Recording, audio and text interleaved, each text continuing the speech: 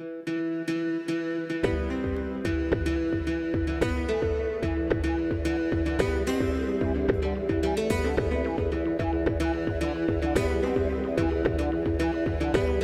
je suis très sensible, je vous le dis vraiment au nom d'Alain, au nom des organisateurs, à ce que vous ayez accepté cet exercice.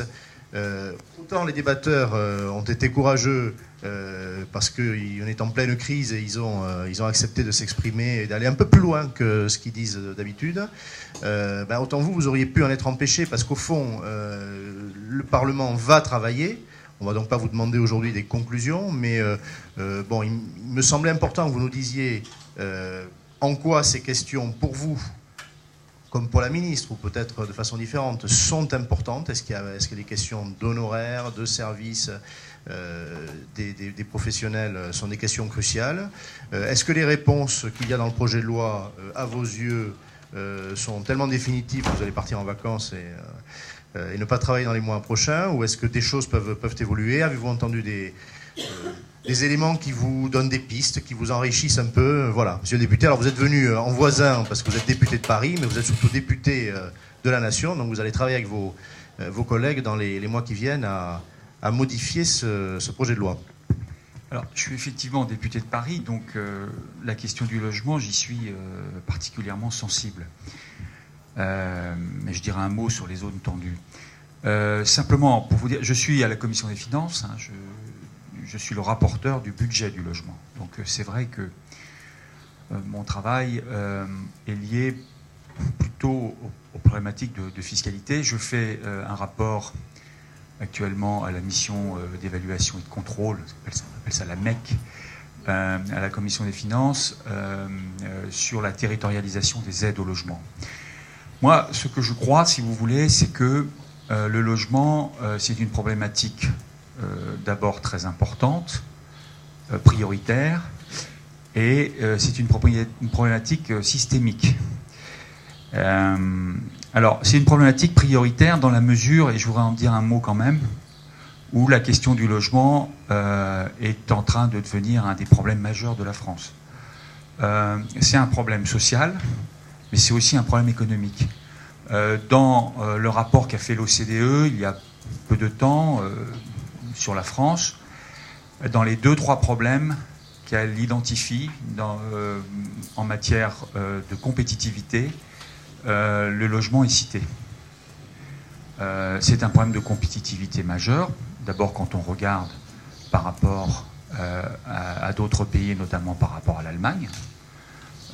L'Allemagne a une situation du logement nettement plus favorable, pour des tas de raisons d'ailleurs, démographiques aussi, enfin on va pas rentrer dans le détail. Mais en France, il est clair que la hausse du logement, sous toutes ses formes, a induit 2 phénomènes importants. Le premier, c'est évidemment une part du pouvoir d'achat qui est de plus en plus consacrée au logement, donc une tension pour les ménages, et une tension pour les entreprises. C'est pour ça que c'est un problème de compétitivité. C'est-à-dire que la hausse, l'évolution des salaires qui ne s'est pas démentie depuis 2008 dans notre pays, sauf peut-être un peu cette année, elle est en partie liée à la pression du logement. C'est-à-dire qu'en termes de compétitivité, c'est aussi un problème. Bon. Je dis ça parce que c'est une dimension, cette dimension économique, elle est souvent elle est mise de côté. Mais elle est extrêmement importante. Bon. Alors, le gouvernement essaye de trouver un certain nombre de solutions. En fait, j'ai dit c'est un problème systémique. C'est vrai que tout se tient. Et quand effectivement, on essaye de traiter le problème, eh bien, on est obligé assez rapidement, je pense, de traiter l'ensemble du problème. Ce qui fait que nous avons un texte de loi que j'ai amené, qui fait quand même,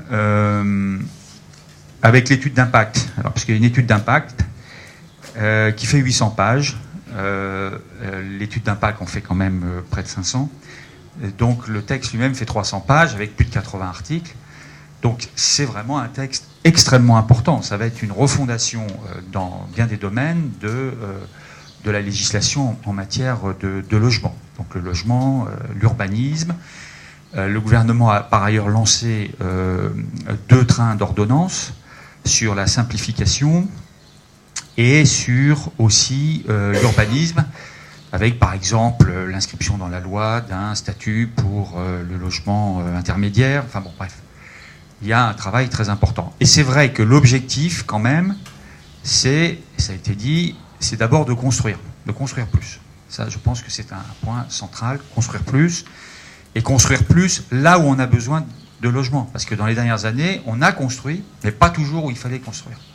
Et donc l'objectif, c'est vraiment de cibler, c'est pour ça qu'on est sur les problématiques de territorialisation, de cibler les zones qui sont effectivement les plus tendues. Alors je comprends, et mes collègues m'en parlent souvent, surtout que l'antiparisianisme est quand même quelque chose d'extrêmement partagé, notamment à l'Assemblée nationale, me disent il y en a que pour Paris, il y en a que pour Paris. Ben oui, c'est pas faux, il y en a beaucoup pour Paris, parce que c'est là que la situation est vraiment la plus critique, et d'ailleurs la plus scandaleuse, pour des tas de raisons.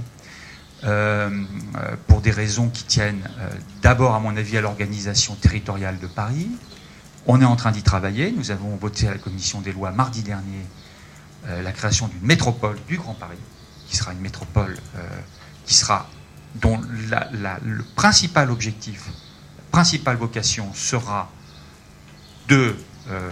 d'avoir une politique en matière de logement qui soit au bon niveau territorial et qui soit pilotée. Enfin, je ne veux pas aller trop loin, mais et dans la métropole, on aura une métropole intégrée qui, je pense, va permettre notamment de libérer des terrains, parce que la vérité, c'est que en Île-de-France, les maires, au lieu d'essayer de coopérer pour régler ce problème, se le renvoient. On se renvoie les populations, pour des tas de raisons d'ailleurs, et il faut arriver à mettre les maires dans des logiques coopératives pour construire du logement. Donc ça, c'est très important. Donc c'est une métropole. Il y aura évidemment, et il y a le travail qui est fait, mais c'est vrai qu'il est très ciblé sur les zones tendues. Bon. Les zones tendues, autant aussi, il faut lire un bouquin qui est très intéressant d'un géographe, Laurent Davezy, La crise qui vient sur les territoires, qui est très intéressant et qui montre qu'il faut vraiment régler ces problèmes dans les zones tendues, parce que c'est aussi là que ce sont des atouts très importants pour l'ensemble du territoire. Bon, donc, et puis il y a évidemment ce pavé qui arrive et qui va revisiter quand même beaucoup de sujets. La loi Hoguet, évidemment, va être toilettée, revue. Moi, par rapport à ce qui a été dit, d'abord, ce que je veux vous dire, c'est que le débat qui a eu lieu ici, il va avoir lieu à l'Assemblée nationale. N'ayez pas de doute là-dessus. Donc, avec un calendrier qui est passage en commission fin du mois de juillet. Donc, on va y passer, à mon avis, une bonne semaine.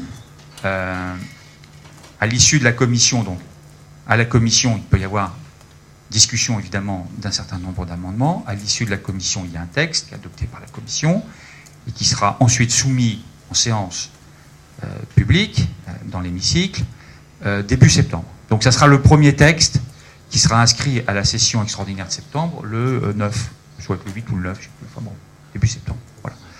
Et là aussi, ça va être évidemment très très long. Et donc ce que je veux vous dire d'abord, c'est qu'il y a un certain nombre, il y a un projet, une proposition, mais évidemment il y a capacité d'amendement, capacité de débat. Moi je suis persuadé qu'un certain nombre de choses peuvent évidemment bouger. Bon.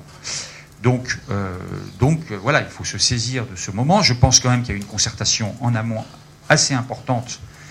Moi, j'avais été invité à des groupes de travail, etc. C'est vrai que j'ai pas forcément suivi tout de manière très très précise, mais il y a eu une concertation quand même très importante déjà avec les professionnels. Mais il est bien évident que les parlementaires diront leurs mots et auront la capacité de faire bouger les choses. Moi, ce que je veux vous dire sur le débat qui a eu lieu, d'abord, contrairement à ce qui a été parfois un peu présenté, je crois, vous allez me dire c'est peut-être une facilité de langage, c'est peut-être une facilité de présentation, mais je crois que ce que veut la ministre, essayer de faire ce projet de loi, c'est quand même plutôt d'essayer de redonner de la confiance entre les acteurs, d'essayer de faire en sorte de sécuriser les relations, de les rendre effectivement plus transparentes, c'est un impératif. L'idée n'est pas d'opposer les uns aux autres. Mais ça ne veut pas dire qu'il n'y a pas non plus, à certains moments, des choix à faire. Il faudra les faire. Mais l'idée, c'est on a besoin de tout le monde aujourd'hui face à une situation qui est extrêmement critique, je l'ai dit. On a évidemment besoin des propriétaires, et on a besoin des propriétaires pour qu'ils mettent sur le marché leurs biens, et qu'ils le mettent en ayant un certain nombre de garanties, c'est évident. Il faut aussi prendre en compte la situation des locataires, qui sont dans une tension extrême, aujourd'hui, compte tenu des prix qui s'appliquent, tout simplement. Bon. Qui fait qu'il y a des effets quand même d'éviction extrêmement importantes, notamment dans cette région. Donc l'idée, c'est quand même d'essayer de travailler à une nouvelle régulation, et qui soit un progrès pour tout le monde. Hein, l'idée, c'est pas, encore une fois, d'opposer les uns aux autres. Deuxième point quand même, on a parlé des transactions, on a parlé de toutes ces questions. Il y a quand même un fait, c'est que tout cela est très cher. Les transactions en France, elles sont chères. Alors elles sont chères en partie à cause de la fiscalité, notamment sur les droits de mutation. Il y a des propositions qui sont en cours, c'est compliqué. Moi, alors je vais essayer d'y travailler dans la commission des finances. Je pense qu'on taxe trop la transaction dans ce pays. Il y a d'ailleurs une excellente note du Conseil d'analyse économique, si vous avez l'occasion de vous y référer, qui le dit très clairement. Mais il y a aussi des prestations dont le prix est quand même, quand on les regarde, plus élevé qu'ailleurs. Bon, voilà. Donc c'est aussi une réalité, et il faut effectivement essayer de voir comment on peut faire diminuer ce prix.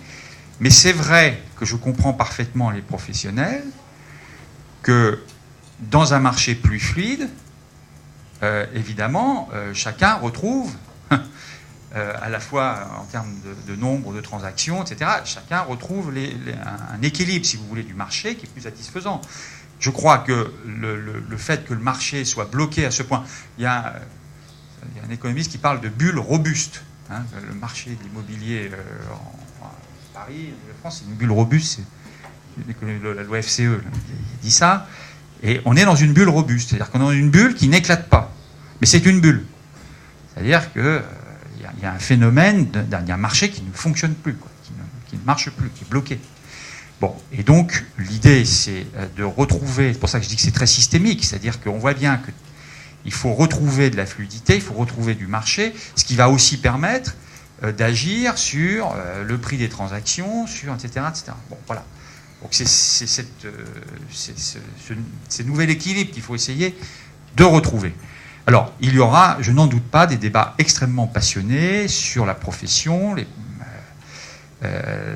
d'agents immobiliers, bon, la loi Hoguet, je regardais, est quand même bien revue, donc ce débat est ouvert. Nous, on est à l'écoute des professionnels, bien évidemment. Et puis, évidemment, la question des transactions, l'affectation de la commission. Il y a une option qui est prise dans le texte, évidemment. Bon, mais tout cela sera rediscuté. Voilà. Moi, je ne veux pas aller trop loin à ce stade. Simplement vous dire que il y a une opportunité, il y a une fenêtre qui s'ouvre. Je crois pour tous les acteurs, il faut s'en saisir. Et je pense qu'on peut essayer quand même d'avancer ensemble pour essayer d'améliorer la situation. Voilà. Monsieur le député, non, c'est parfait. Je l'ai dit tout à l'heure. Vous ne pouvez pas aller au-delà, et c'est déjà très, très clair dans vos propos. Mais ensuite, le débat s'ouvre.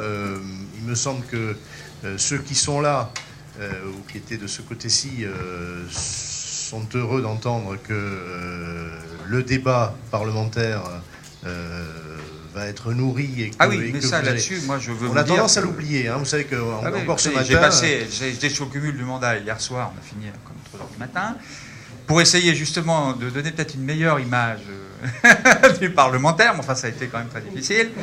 comme sur la transparence, enfin, tout ça avance quand même. Mais bon, donc, non, il y aura là-dessus un débat, il y aura des amendements, je suis sûr qu'il y aura des amendements qui vont être adoptés, etc. Ce ne sera pas un débat. Alors, sans être cuistre, mais on peut dire en plus que l'urgence n'est pas déclarée sur ce texte, c'est-à-dire qu'il y aura 2 lectures dans chacune des 2 assemblées, Assemblée nationale et Sénat. Ça commence à l'Assemblée chez vous, ça continuera au Sénat. Et globalement, je faisais observer, on n'était pas encore arrivé, je crois que après 8 mois de concertation côté exécutif, on va vers plusieurs mois, peut-être presque autant, en prenant les vacances, avant la promulgation. Définitivement au mieux à la fin de l'année.